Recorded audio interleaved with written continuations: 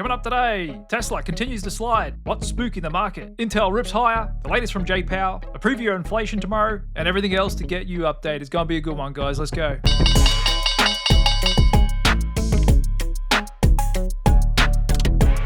And welcome back to Click Capital, where we're focused on the signals, not the noise. Every day after market close, I break down all the latest market action and news, plus share some of my own trades with you. So if you haven't already, smash that subscribe button and jump on board with Click Capital today. Okay, so we had a bit of a mixed day out there today. Apple popping up, Tesla coming off, which I'll get into in a bit, and along with some old economy blue chip stocks, actually catching a bit of a bid out there today. While we had some other hot stocks pull back, I'll also get into them later. And stick with me today because soon I'll explain to you how you can get my seasonality indicator for free. So you can see forecasts on every chart on every asset in the world based on how they've performed in the past. So stick around for that. But first, let's talk about the biggest news story of the day, Tesla, what everybody's talking about, as the stock has continued a sliding on a bunch of negative headlines and sentiment, which is no real surprise to begin with, because ever since earnings, the stock rallied up 132% just in a couple of months in classic Tesla stock fashion. So no surprise to see a bit of a pullback off those euphoric peaks when traders were jumping over each other to get in on the stock. And to be honest, what's happening now is kind of reminding me a little bit of late 2022, early 2023. If we just go back on the charts to look at the Tesla stock price, actually slid down there quite a bit in late 2022. I'm sure some of you guys remember this. And so this was the period when Elon bought Twitter, paid a big price for it, created a lot of negative sentiment and headlines throughout the media. In fact, Elon had to sell a bit of Tesla stock, more than he hoped for, to help actually finance the purchase. Had some backers pull out. All got a bit messy and was fertile grounds for the bears to push some FUD out there. And over the years in Tesla, we've seen this story many, many times. I'm sure what's happening right now is not going to be the last either. Just classic Tesla, classic Elon Musk. Guy's always going to be controversial. And so this time, the latest narrative is Elon Musk Doge side project could start weighing on Tesla vehicle sales. Once again, saying he's going to be distracted, and then his crackdown on US government spending is upsetting a lot of people. Apparently, Europe sales have been coming off because of this, which is kind of ridiculous because Europe sales were already softening before Trump even won the election. Many European countries, consumer spending is soft. Their economies are flirting with contraction. And so the bears this time are arguing this is a big distraction. Keep in mind, Elon already overlooks about a dozen different projects and has large teams of people that take care of the day-to-day. But no doubt it is controversial. He's definitely ruffling a few feathers out there. Just saw him in the Oval Office today, in which he said, "We find it sort of rather odd that there are quite a few people in the bureaucracy who have a salary of a few $100,000, but somehow manage to accrue tens of millions of dollars in net worth. We're just curious as to where it came from." So no doubt that upsets a few people. And he's really not holding back, going for it. Just said the Doge team discovered that FEMA sent $59 million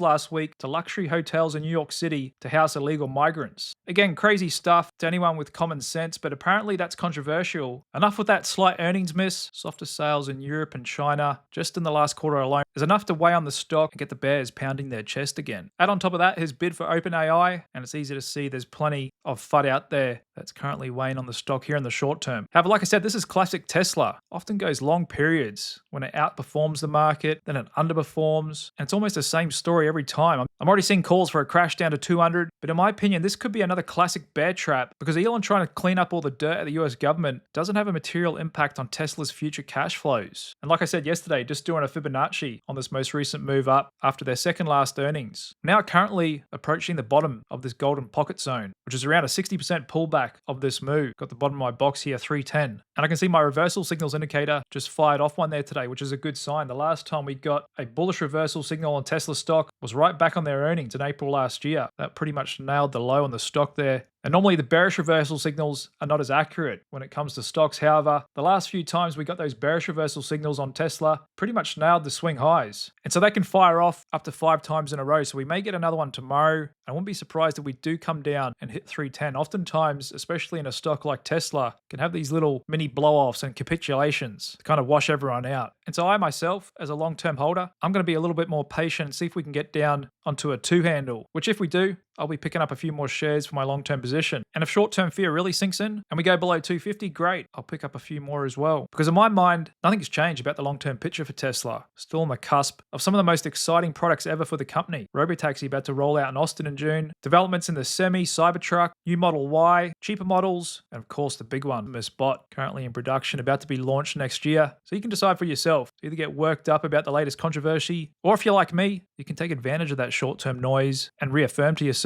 why you're in the stock for the long term. And holding Tesla isn't for the faint of heart. It does come with a lot of volatility, but that's natural for an asset that offers up so much premium. No such thing as reward without risk. And from my experience and studies, controversial stocks are some of the best performers over time. Not only Tesla, others like Alphabet, Philip Morris, and another one I'm currently accumulating, which I'll get into a bit later on as well, Moderna. In fact, I'd say the more controversial a stock, the higher risk premium it offers. And so over the coming days, coming weeks, Tesla may offer up a bit of a buy the dip opportunity. For bulls like myself who want to add to our positions, as right now we're just sitting above $1 trillion market cap. Once we take out 310, get down to 300, it'll be below $1 trillion. And just thinking long term, I think it's destined to be a $10 trillion company by 2040. So again, in my opinion, it's not a bad spot for me. But as always, please do your own research. As like I said, this stock's not for the faint of heart and definitely not for everybody out there. Okay, just moving on today. And I thought I'd share with you guys who don't have it already, my seasonality forecast indicator here on TradingView, absolutely free for anybody who wants to get it. And so this is my own custom indicator, which is pretty much self-explanatory. Gives you forecasts right here on your chart for any asset around the world of how the asset is expected to perform over the next 5 days, which is 1 calendar week, 10 days, 2 weeks, 21 days, which is a calendar month, 2 months, and 3 months. And that's based on how the stock has performed looking back in history. And you can adjust all these settings. Look back 3 years, right up to 20 years. And you can change the forecasts as well. It'll always show 5 different forecasts. And you can also enable use custom time. And then when you do that, you can adjust this level here to any point in time. And it'll show you what the forecast was for that day. So we could see right on this day here, the 5th of December, seasonality forecast was telling us over the next couple of weeks, the stock price usually falls around this time of year, which it did once again late last year. And just like I told you guys at the start of last week, going into Super Bowl, looking back in history, the same period of time, the stock can often have a little bit of a bump up the few days in and the few days after Super Bowl, which it looks like it's done once again as well. You can see the stock went up almost 5% from that day's close to today's high, almost exactly in line with what seasonality had forecast. So anyway, if you want to get this indicator completely free, first you need a TradingView account. I know most of you guys already have one, but if you haven't already, type in your browser, click capital.io/TradingView, and that'll automatically redirect you to TradingView's website through my link, where you can sign up for a free account. And when you're ready to upgrade to a paid account, which I recommend for any serious trader and investor, $15, $20 a month is nothing. If you're serious about trading, get yourself proper tools, get yourself a paid TradingView account. And like I said, if you go through my link, when you're ready to upgrade, you'll also get a $15 discount with exact same features and costs versus if you didn't go through my link. Then once you got yourself a TradingView account, head on over to my website at clickcapital.io/free, or click the link below this video. Then all you need to do is enter your email address, your TradingView username from your profile page, click on the orange button, then give us a few hours and we'll give you a TradingView account free access to our seasonality forecast indicator. Then we'll email you once it's ready for use. Then you just come up to indicators and you'll go down to invite only and scroll down and you'll see seasonality forecast version 2 in your invite only indicator list there. And you can add it to your chart. And like I said, it'll show on every asset you look at, whether that's commodities like crude oil, even currencies like the euro dollar or Bitcoin, and of course any stock and any other asset that's in TradingView, not just US assets, but any stock from around the world. No matter where you are, the seasonality forecast indicator will work and you can tweak it to your own liking. So I'm offering this indicator free for a limited time. Click the link below this video and you can get it inside your TradingView account today. Okay, just moving on. We got a good bump up in Intel stock today after Vice President JD Vance vows AI chips will be made in the US. Already knew Trump wants to make the states the AI leader of the world. Pretty much already are, but he wants to retain that and increase that lead. So just like nuclear, we're going to get a strong tailwind coming from right up the top. And like I've been saying of late, that should bode well for domestic chip producers like Intel, which had been badly beaten up these last couple of years. But like I've been showing on the chart, getting good signs that a base is forming and accumulation. And we got that again here today. Even in a soft tape, the stock popped up quite well on a bit of volume there. It's like I told you guys a week ago,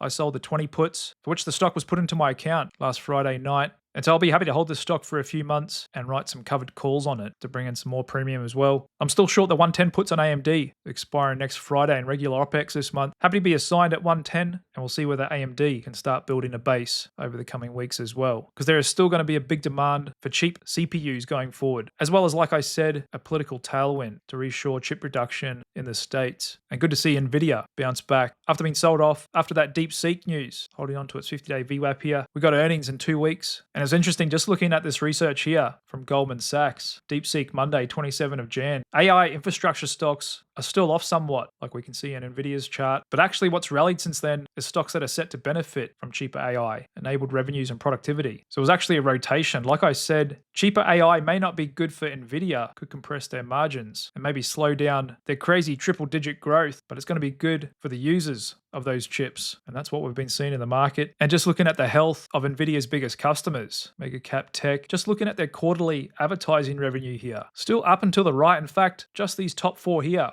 Google, Meta, Amazon, and YouTube are on track to take in over $450 billion. That's almost $500 billion just in advertising revenue this year alone. In other words, they're still cashed up and they plan on spending a lot of that cash building out their AI infrastructure. But for here and now, the mega cap tech, most of them are still trading a little soft, especially after their earnings. Still just kind of consolidating there a little bit. No doubt Meta is still the strongest of the bunch. Just moving on today to Jay Powell, as he gave his regularly scheduled testimony in front of Congress, describing the state of economy, justifying his actions and providing his outlook pretty much as expected. The Fed's pretty much on hold. They just don't want to officially declare it. It could really go either way here. And interest rate traders once again pushed out the odds that if we are going to get a cut, it's probably not going to be till July. However, this is still up in the air. And like I said, we could pretty much go either way here. Really think Jay doesn't know himself. But we did see a bump up in yields across all tenors. Looking at the US Treasury bond yield curve, which probably also added to a bit of a pullback in the market today, along with some of these hot stocks coming off, which I'll get into in a bit. But he pretty much reiterated that the Fed are in no hurry to adjust interest rates, given the strong position of the US economy and a bit of a murky economic and policy outlook, as we're still early days and a global tit for tat on tariffs. Just heard from Trump yesterday, 25% on steel and aluminium coming into the States. He said the economy is remaining strong, labor markets pretty much in balance. Inflation has come down, but appears to maybe bottomed out, and they're attentive to risks on both sides of their dual mandate, inflation and employment. So they're pretty much in wait and see mode. Going to see how all these tariffs play out. They don't want to cut rates too soon and risk amplifying inflation, and they don't want to hike them. They only have egg on their face, but also they don't want to weaken the jobs market either. And just looking at the price action in the bond market, pretty much agreeing. Just looking at the 2-year, it's pretty much been consolidating for a few months now, right where the Fed funds rate is. So it looks like the Fed and the market, everybody's pretty much in wait and see mode on hold here as to what the Fed's next move may be. And we're going to look at an inflation tomorrow with CPI coming in first thing in the morning. Goldman Sachs expecting month over month to come in 0.34, a little bit above where the market is. Annualized a bit over 3%, so still up there. They're expecting some big increases in used cars, lodging away from home, transport, communication. But just looking at trueflation, which uses millions of price data points throughout the real economy, that's actually come off quite a lot the last couple of weeks. So it will be interesting to see what print we get tomorrow. Would be surprising if it did come in above expectations. Would be a big divergence with trueflation data. But this is definitely a topic that could make the market nervous if we do get some upside prints on inflation. Otherwise, this right here is a good sign. And we've even got some like ex-Treasury Secretary Larry Summers today saying it is not a probability, but there's a very real possibility at this point the next Fed move is going to be upwards on interest rates rather than downwards. Now, he's not saying the next couple of months. We may get a hike next year. But I agree with him. The Fed very well could be done here, and one of their shortest easing cycles ever. No wonder Jay Powell grabbed that chance to do a big 50 basis point cut in front of the election. Took it while he could. But just like I'd been saying last year, the Fed was bound to flip their narrative after Trump won, going from talking about the jobs market to inflation, almost like clockwork. But at the end of the day, tariffs could give a little bump here and there in individual categories. Like, yeah, we may see a lot of inflation in avocados. Just means people will buy more of another fruit.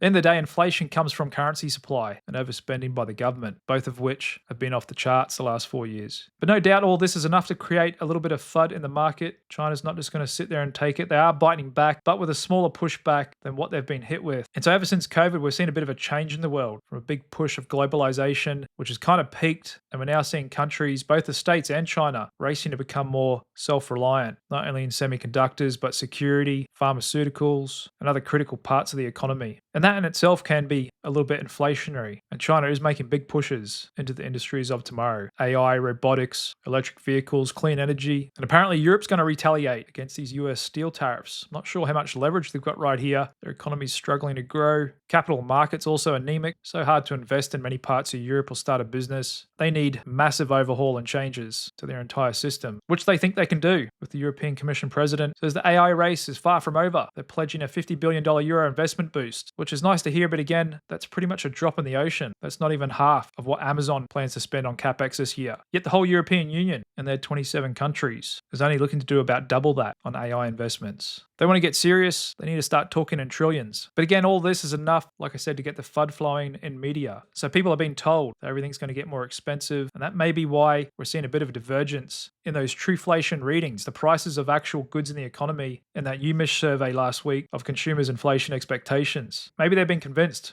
prices are about to spike, which they may indeed for, like I said, some isolated products that have been imported. However, that's just going to encourage a rejig of supply chains, a switching of products, domestic production, and that's what we saw last time when Trump put tariffs on China 2017, 2018. We saw a little bump up in some affected prices, but overall, CPI was actually low throughout Trump's first term. Now, of course, the tariffs are bigger this time, but the good thing is tariffs are so elastic, they can be dialed up and wound down at the stroke of a pen. So if it did cause any big pain, I think we'd get that Trump put kick in. But the fact is, optimism has been building amongst small businesses these last couple of months, ever since the election. It's really bounced back ever since inflation really set in late 21 and 22. Small business owners weren't feeling so great. But just going out to a 10-year chart, they're starting to feel the same they were prior to COVID when it fell off a cliff then as well. And there's also a common misconception out there that US consumers are drowning in debt. It's at all-time highs. The apocalypse is coming. Well, yes, if you look at absolute numbers, you can be easily fooled into that. Looking at United States credit card debt, consumers got 1.16 trillion. Yes, that's an all-time high in absolute numbers. However, if you go back 20 years, that's a pretty consistent upward trend. Definitely came off a lot after GFC, but the peak at the GFC was 860 billion. So it's only up a little bit more than 30% in the last 17 years. And if you were to adjust that for inflation, it's actually down. Looking at M2 money supply, basically the liquidity in the economy. Since 2008, it was 7.5 trillion. Here we are at 21, whilst credit card debt in absolute numbers has only gone up 30%. And that's why you can't look at these stats in a vacuum. Everything's relative. Looking at absolute numbers is pretty much ridiculous. It doesn't take into account inflation. But when you look at relative stats, like household debt service payments as a percent of disposable personal income, that's down near the bottom end of the range. Looking back the last 40 years, it's only at 11.29%, well off those GFC highs when the consumer was really levered. And in fact, just looking at margin debt, what investors borrow to invest in the market as a percentage of the Wilshire 5000 index, that's pretty much the US total stock market index, top 5,000 companies. We're currently at the lowest it's been over the last 50 years. Like I said, margin debt really spiked in the mid-late 2000s, not only in real estate, but in the stock market as well. It was very common. Take out a margin loan, people lever up 3 to 1 in the stock market. All it takes is a 33% correction to wipe them out, caused a massive deleveraging in the system. Went on for a few years. But right now, margin debt's not even 1% of the total market cap. And that's why there could be a lot more fuel for this bull market, which could very well turn into a full-blown bubble. Because typically bubbles peak out when margin debt does. And so in other words, consumers, households, investors, they are not levered to the gills. We're actually near the bottom of the ranges when it comes to debt, relative to income, relative to GDP, relative to market cap, and disposable income as well. So make sure you always look at relative stats, not absolute, as they can be quite misleading. Also, we're just getting through the back end of Q4 earnings season, coming in better than expected. There's a look for today. Coke coming in a little bit better than expected. Same with S&P, Shopify, Marriott, just a couple of little soft misses there. But otherwise, another pretty good day for results. There's one I like to follow, Shopify. They provide an e-commerce platform. People want to sell online. It's a good barometer of online consumer spending. And it looks like we did have a bit of a sell-off there in the morning, but the market bought the dip, holding pretty strong here at highs. So that's a good sign. We also got news today. Apple Intelligence is coming to China thanks to a partnership with Alibaba. Now that's interesting. And this definitely would have been signed off by the CCP. But like I said, allows a select number of American companies who they think the leader is in each industry to operate in China as a way to kind of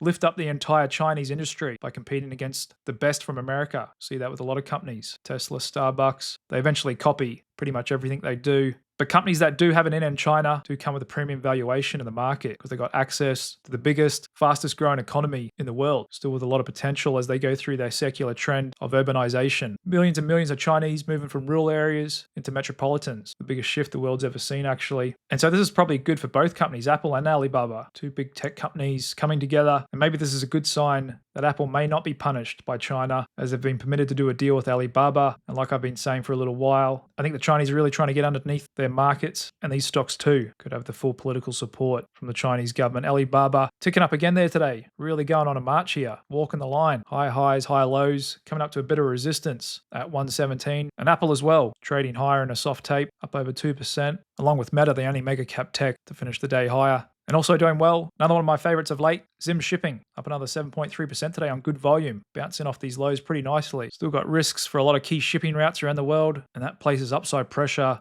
on container rates, which is good for Zim as they sell at spot instead of contractually. However, another stock I'm in, not doing well of late, and again today, Moderna, actually getting slammed down here today, getting a bit stretched. A few reversal signals of mine fire off, which can mean the move may potentially be getting exhausted. Do have earnings this Friday, and you can quite often see that going into earnings. A lot of people want to bail on the stock. We have had some bearish seasonality, but in my opinion, here in the low 30s, and even if we go into the 20s on Friday, we get an earnings gap down. It's very possible. In my opinion, I think it's great long-term value. Market cap only 11.9 billion. Very asymmetric bet. This company has a lot of drugs in the pipeline, a unique platform, and like I said, very controversial company and stock. And like many others we've seen in history, that can often come with a sizable risk premium. And I myself have recently been accumulating more of the stock by writing some really juicy puts. Doing well again today, GDS Holdings, Chinese data center, ripping up on strong volume here, 17% today. Along with Internet of Things stock Powerfleet, having another good day. Another stock maybe waking up on my watch list, involved in synthetic biology and AI. Still a small cap, just over $500 million market cap, is pushing up to a big resistance zone here. ABSCI, but like I said, we did see some pullbacks in hot stocks today. These big swings are to be expected in these early stage high growth stocks. Saw robotic stocks come off. Same with the nuclear trade. Clean energy still a bit volatile. Batteries, space, after had a big rip yesterday. Bit of a pullback there as well today, along with AI, quantum computing as well, pulling back there, and a bit of a pullback in the crypto space. We've still got Bitcoin bumping around here. The one ETF I'm watching could be interesting is CopX. They're a fund that owns copper miners. And so after we got tariffs on steel yesterday, ETF popped up quite a bit, along with some steel stocks, Cleveland Cliffs, Nucor, popping up there. Trump hasn't placed tariffs on copper yet. However, it's a real possibility. And regardless of tariffs, looks to be in a pretty good uptrend. And this is another metal of the future used in electric vehicles and a lot of other things involved with electrification of the world. Low correlation to many other assets, has pulled back quite a bit over the last 6 months. Actually consolidated for a few years now after we had that big run up in the EV trade in 2020, lithium and stuff like that, which is actually still in a bear market. Lithium and battery technology companies may actually be trying to form a base here as well. Like I said, they can make for interesting diversification in a portfolio,